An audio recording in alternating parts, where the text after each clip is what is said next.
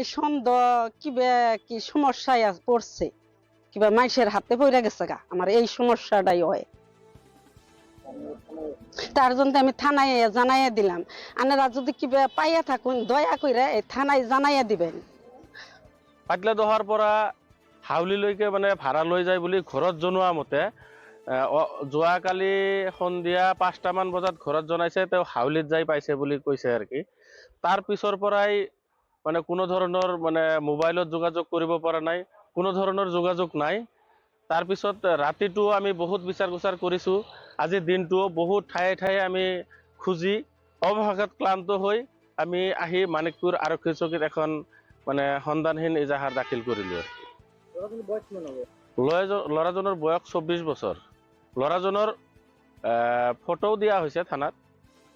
লগতে যদি মই বিশেষকৈ আপোনালোকৰ জৰিয়তে অনুৰোধ জনাম, গোটেই অসমৰ কোনো সদাশয় ব্যক্তিয়ে যদি ফটো চাই চিনি পায়, তেনেহ'লে আমি আজিৰ এই আপোনালোকৰ জৰিয়তে মোবাইল নম্বৰ দিম, মোবাইল নম্বৰত যোগাযোগ নাইবা মানিকপুৰ আৰক্ষী চকীত যোগাযোগ কৰিবলৈ মই বিশেষভাৱে অনুৰোধ জনাইছোঁ।